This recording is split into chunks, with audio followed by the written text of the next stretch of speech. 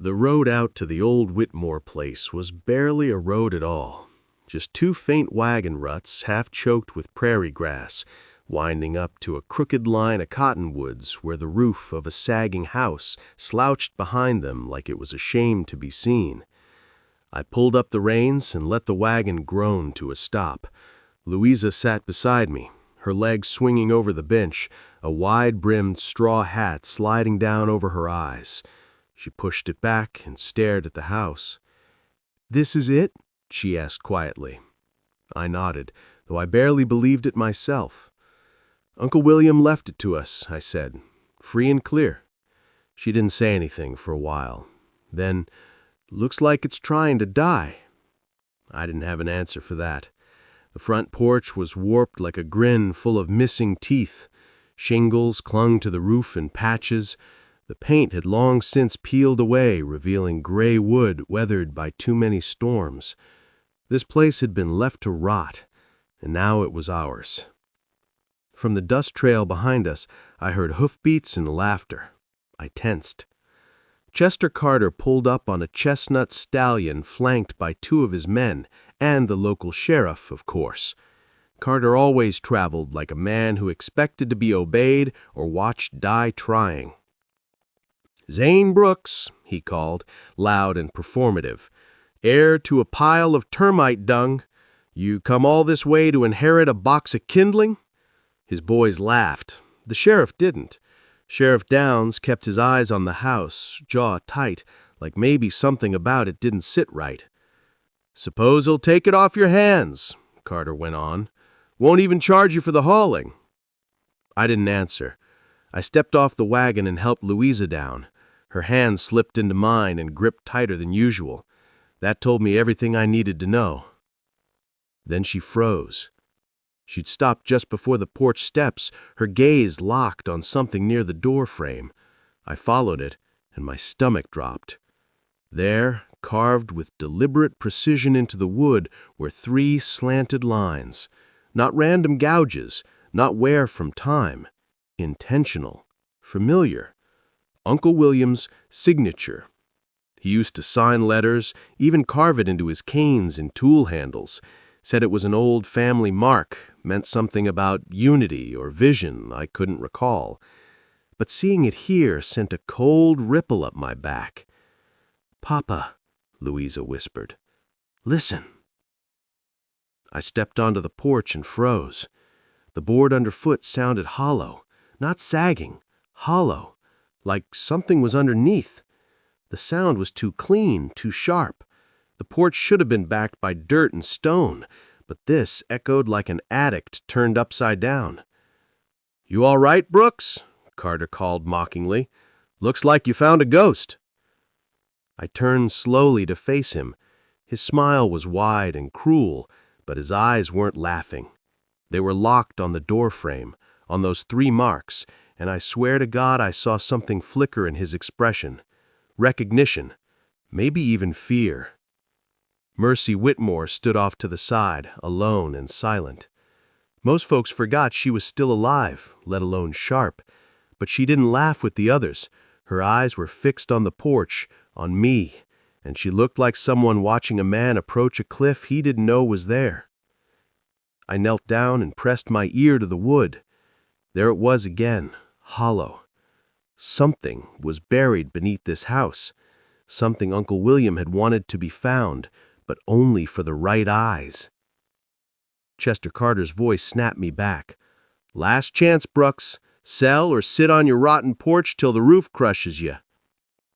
I stood, wiped my hands on my trousers, and looked him straight in the face. "I think we'll stay a while." His smirk faltered just for a moment. Then he turned his horse with a jerk and rode off, spitting in the dust. Louisa tugged on my sleeve. "What are we going to do?" I looked down at her and smiled.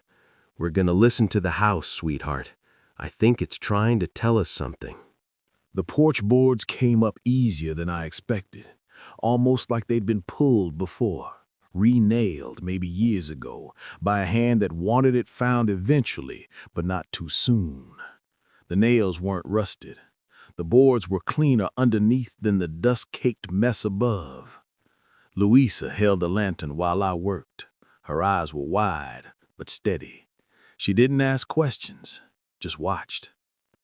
Beneath the boards lay a square of darkness, a trapdoor of sorts with a simple brass ring set flush into a plank. I tugged it open. A cold breath of air wafted up from below, not the sour musk of decay, but something else. Stone, earth, and time. A single wooden ladder descended into a space that shouldn't exist. I went first. The room below was built.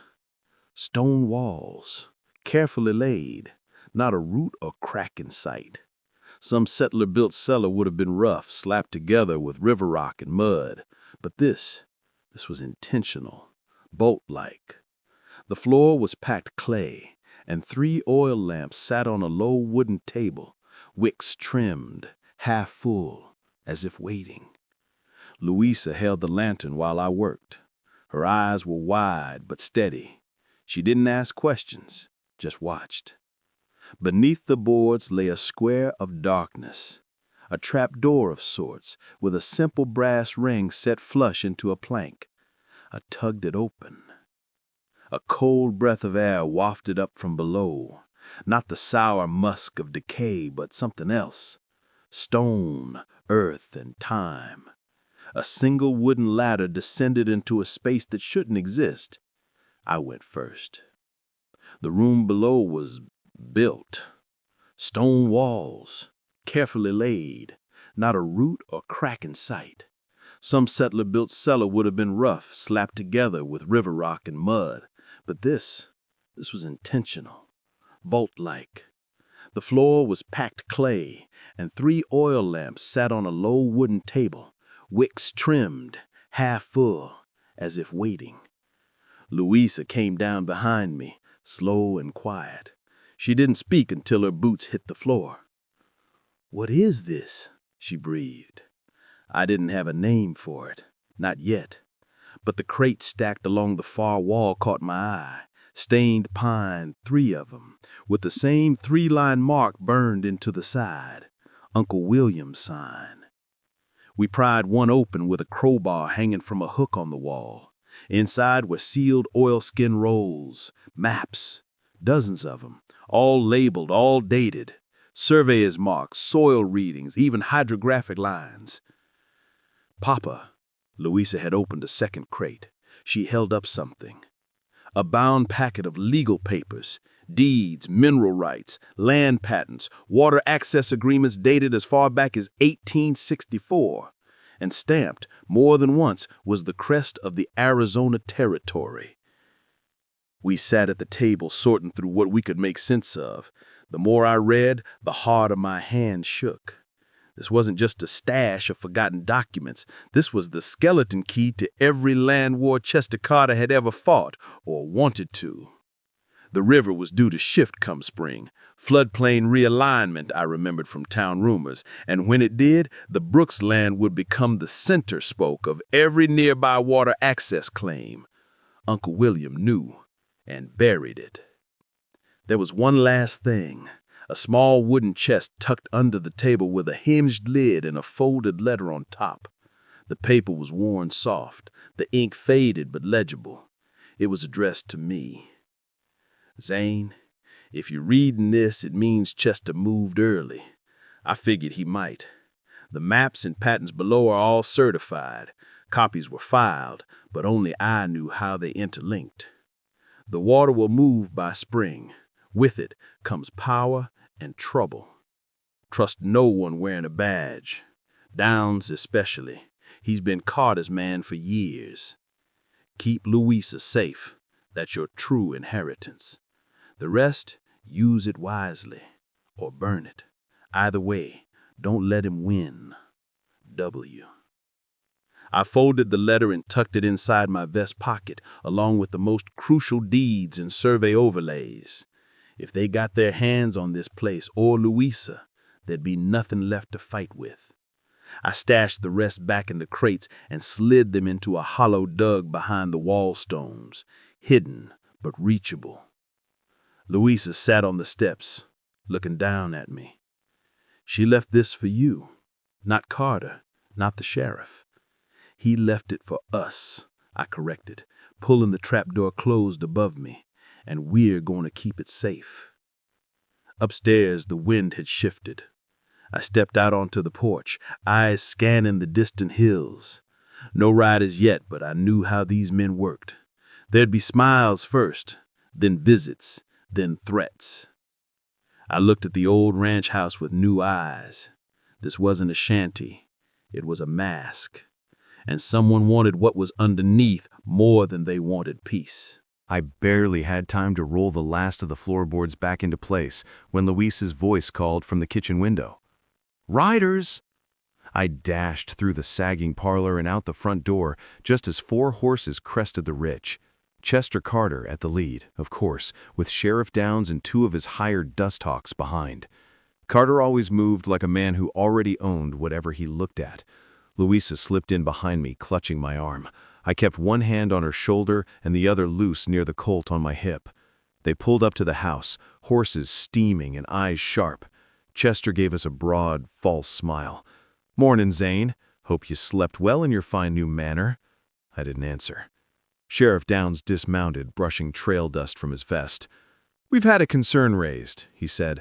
"Turns out this parcel wasn't properly cleared through probate. William Brooks had some debts. Might be tied up in court for a while."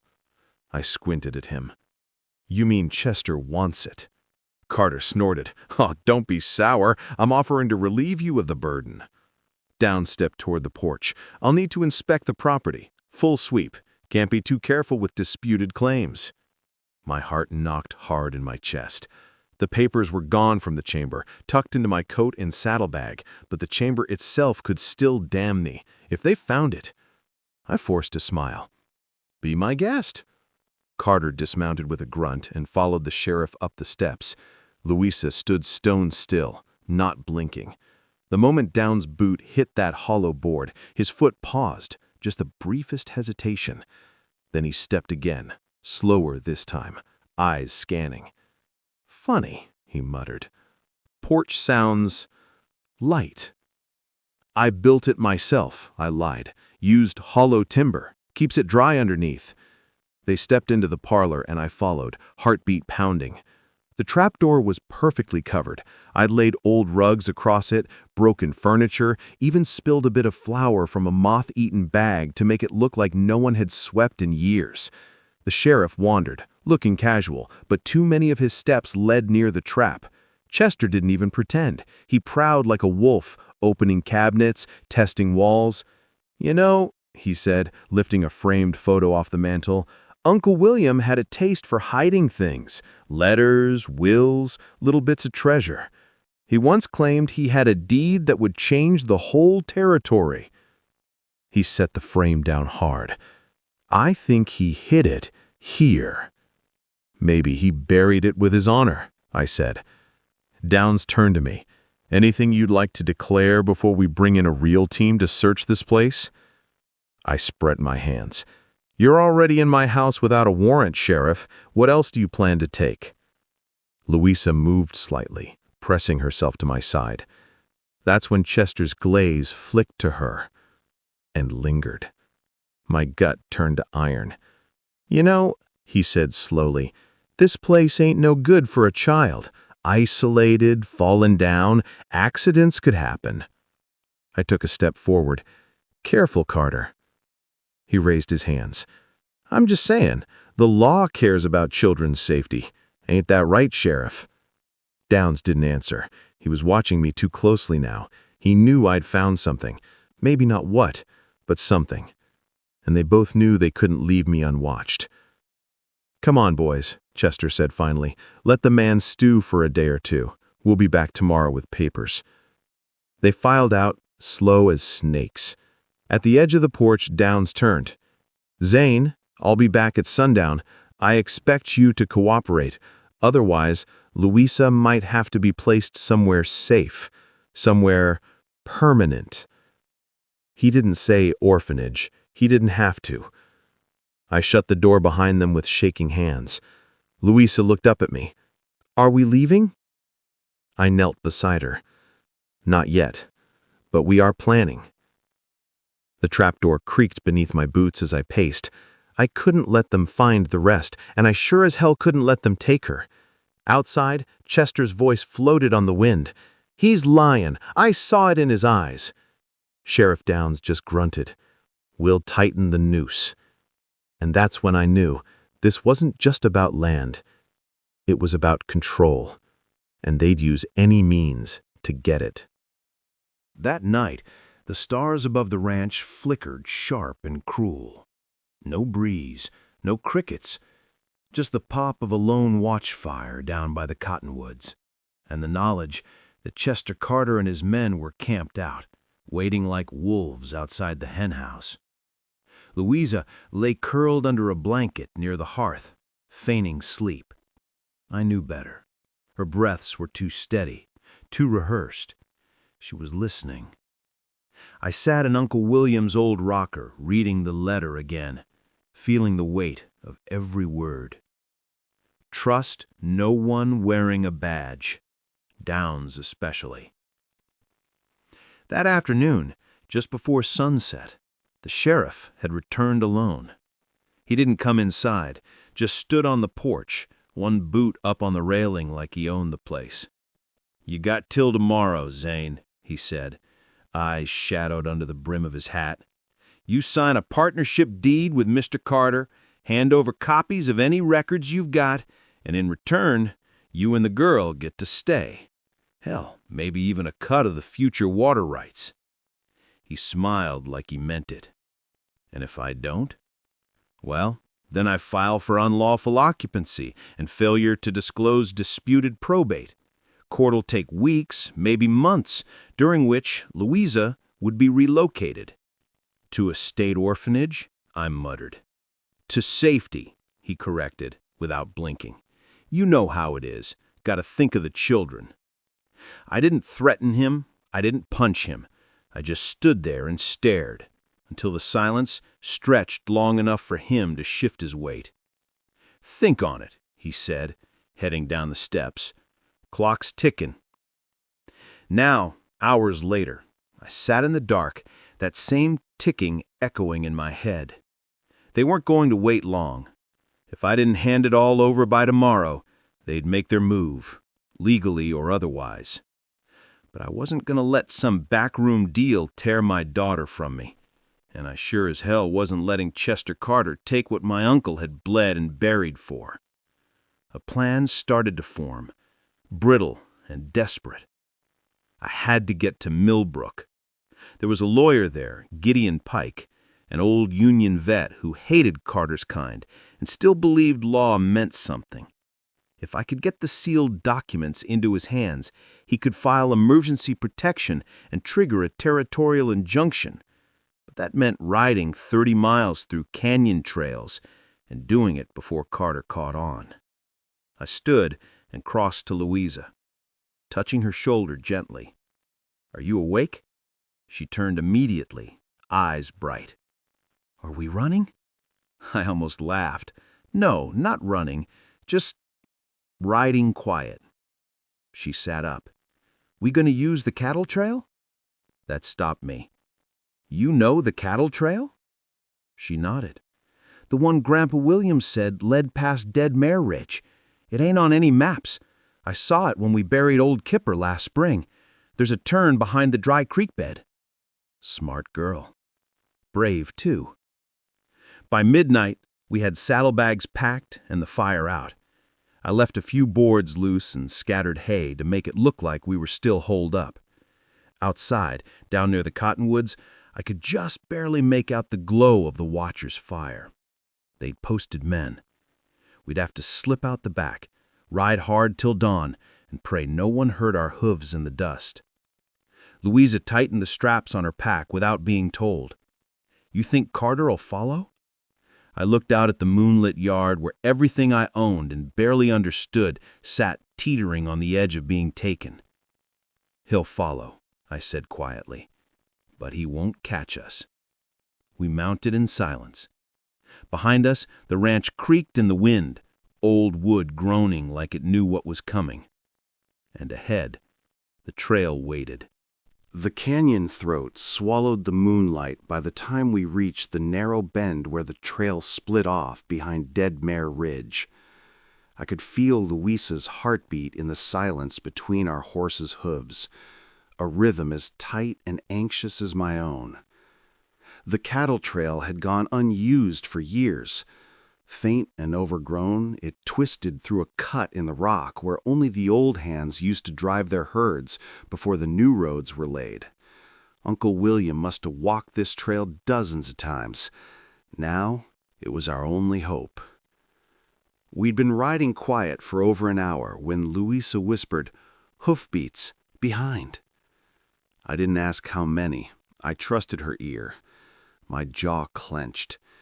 The canyon walls narrowed on either side, rising sharp and steep like a pair of jagged jaws. Ahead, I could see the path curve around a high ridge, but something was off. The air funneled too sharply. The ground trembled faint underfoot. I slowed us to a halt and dismounted, crouching low and peering ahead. Dead end. The path ended in a wall of fallen stone. A rock slide, maybe years old. No way through. "Papa?" Louisa's voice was tight. "They're getting closer." I looked up the wall, hunting for any kind of gap or ledge. Nothing. Just boulders and death. Then Louisa tugged my sleeve. "There," she whispered, pointing to the left. At first I didn't see it, but then the moonlight caught the edge of a narrow crease between two massive rocks, just wide enough for a child to slip through. Maybe a small man. Maybe a desperate one. I led the horse forward and tried the gap myself. It was barely passable, just wide enough for one horse if you turned it sideways and let it squeeze inch by inch. The stones scraped like teeth. One wrong move and the animal would spook or break a leg. But behind us, the hoofbeats grew louder. I looked at Louisa. "We'll go through. You lead." She nodded, slid through first, and coaxed her pony behind her. It grunted and resisted, but she whispered to it, soft and sure, and the little mare followed. I followed with my horse, breath held, the leather saddle scraping rock. At one point my coat snagged and tore down the side, but I didn't stop. Once we emerged, the trail opened wide and sloped upward toward high ground. I turned and kicked dust across the narrow entry, yanking down dry brush to disguise the crack. Just as I finished, the canyon mouth echoed with hard voices. "They came this way! Look at the tracks!" "They didn't get past the wall," said another voice, Downs, low and angry. "Then they hid. Search every damn inch." I held Louisa tighter. Her breathing was fast, but steady. Her hand in mine didn't shake. The search went on for half an hour, footsteps crunching, rocks shifting. Once a flashlight beam swept right across our hiding spot and kept going. The brush held. Finally, I heard Chester curse and kick a rock. "They doubled back. They had to. Let's ride north and circle around." Their voices faded. The hoofbeats retreated. I didn't exhale until the last echo died. Louisa whispered, "We made it." "Not yet, but we're still ahead." We rode again at dawn, climbing to the ridge above the canyon. From there, Millbrook was just visible in the distance, smoke rising from chimneys, the glint of church steeples catching the sun. We'd bought ourselves a few more hours, and sometimes that's all you need. The smoke from the chimney rose in a tight column over the trees, barely visible against the warming sky. I knew the spot before we reached it. Uncle William's old friend, Mercy Whitmore, lived in a cabin tucked deep in the cottonwoods, hidden from every road and map. Folks in town said she was half blind, half crazy, and half witch. They were wrong on all counts. She opened the door before I knocked. "You're late," she said. rifle in hand but pointed down. Her eyes, sharp as any hawk's, swept from my face to Louisa's, then to the horse's. "Come in, but don't drip blood on my rugs if you're shot." We weren't, thank God. The cabin was small but kept like a museum, every item in its place, polished and shining. Tea boiled on the stove already, like she'd known we'd show. And she had. She didn't ask what happened. She just sat, poured his tea, and waited. I pulled the documents from my saddlebag, the surveys, the deeds, Uncle William's letter, and laid them out on their table. She read every word in silence. Then she stood, went to a drawer, and returned with an envelope sealed with the crest of the Arizona Territory. She slid it across the table toward me. She said if anything happened, and you came seeking help, I was to give you this. Said not to read it myself, and I didn't, but I made damn sure it stayed dry and safe. I broke the seal. Inside were copies of everything, notarized deeds, stamped maps, and most importantly, 2 signed letters, one from William declaring his ownership and filings, and another addressed to the governor's territorial office naming Sheriff Downs in a bribery complaint tied to Carter's land schemes, dated 2 weeks before William's death. My hands trembled as I read. "This," I whispered, "this is everything." Mercy said. "Tried to tell that fool judge in Crow's Hollow, but they are all in Carter's coat pocket.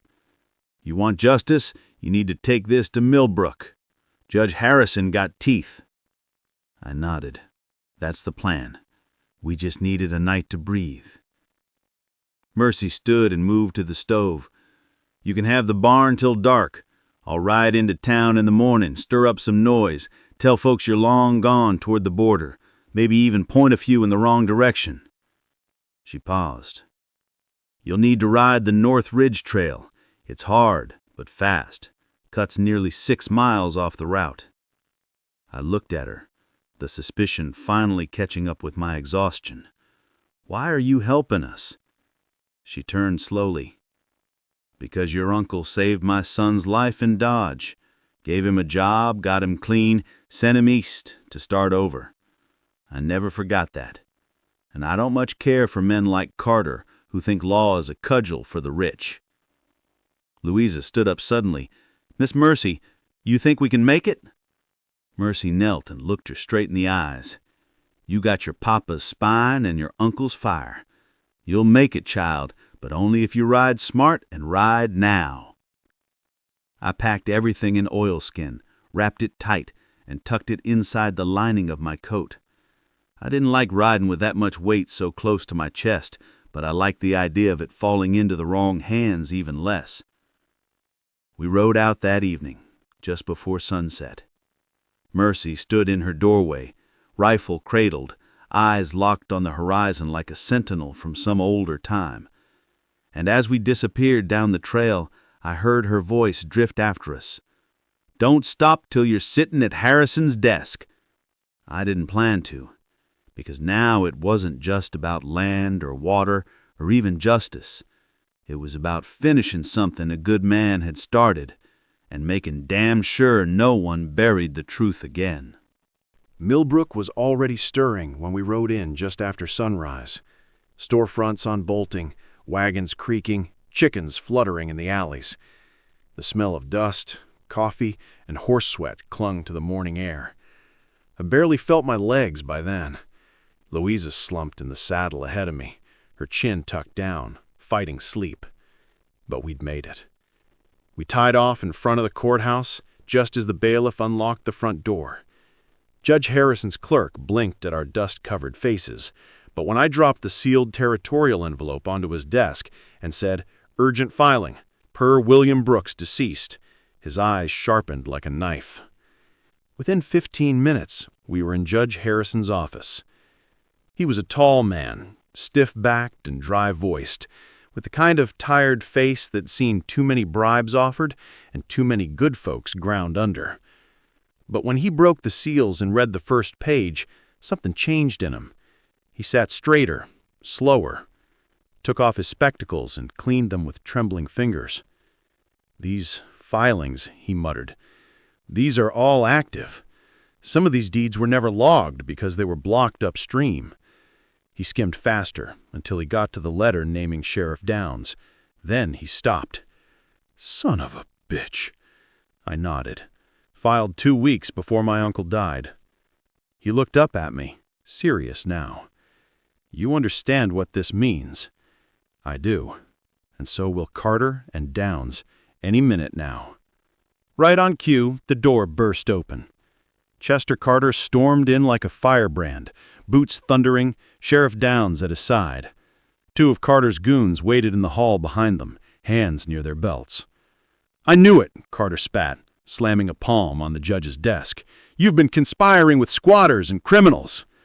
"Sheriff," Harrison said coldly, "you are under arrest for obstruction of justice, destruction of probate records, and conspiracy to defraud a registered landholder." The room went dead silent. Carter blinked. What the hell are you talking about?" Harrison stood, voice growing thunderous. "William Brooks's claims are real. His filings are valid. His complaint against you and your man here was filed with the governor's office before his death. I've just verified every stamp." He looked to the hallway. "Marshal!" he bellowed. 2 marshals stepped in, rifles in hand. "Take Sheriff Downs into custody. Seize his badge and sidearm." Downs opened his mouth to protest, but the marshal was faster. He stripped the badge from Downs's chest, shoved him toward the hall, and clapped irons on his wrists. Carter paled. "You can't arrest me. I'm a businessman. I own—" "You don't own a goddamn thing," Harrison snapped. "These lands, these water rights belong to Zayn Brooks. And as of now, you're being investigated for fraud, attempted coercion, and interference with territorial filings." Carter reached for something inside his coat. I moved first, and so did Harrison.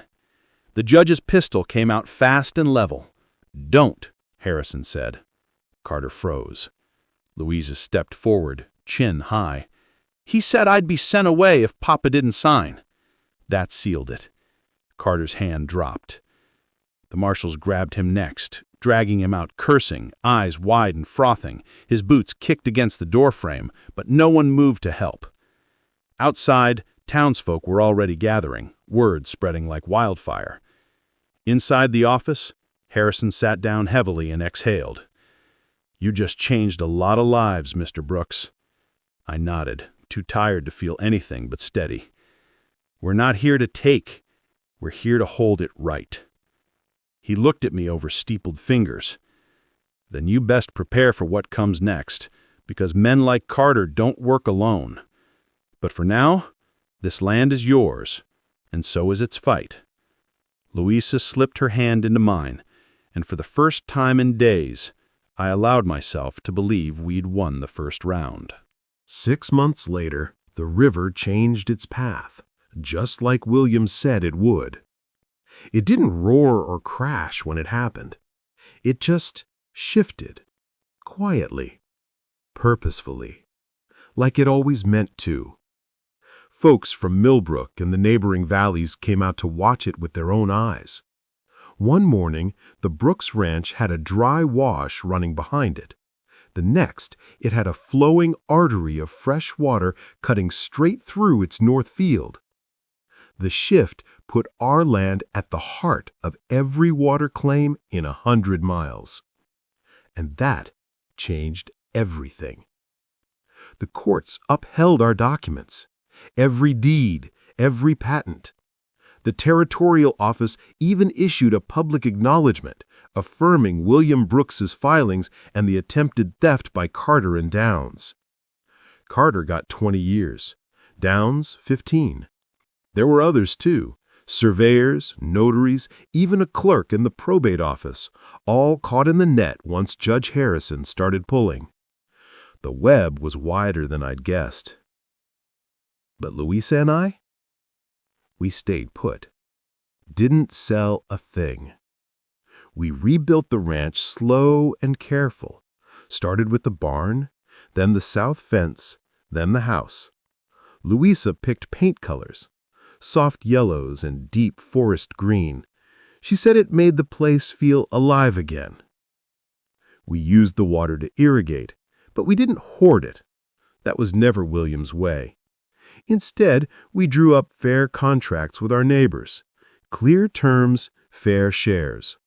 The old families that once scowled at me in town now shook my hand like I'd pulled them from a flood. Some nights I'd walk out to the porch with a cup of coffee and watch the moonlight shimmer off the water. And every time my eyes would drift to the doorframe. The 3 carved lines were still there. Louisa had asked once if we should sand them down now that the danger had passed. I shook my head. No, I said. They stay. That mark means we look ahead, think 3 moves forward, not just for ourselves, but for everyone downstream. She nodded. I think she understood more than she let on. We got a letter from Judge Harrison that fall. He was stepping down, but he wanted me to serve on the new territorial water board he'd helped establish.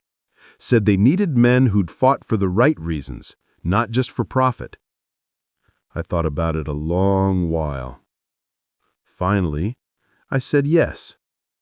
Because legacy isn't something you bury in stone chambers or lock in crates. Legacy is what you do when no one's watching, when you've got power in your hands and choose to use it wisely. William understood that. And now, so do we. This land is ours, not because we claimed it, but because we stewarded it. And someday, Louisa will make her own mark on the doorframe. I just hope she carves it deep.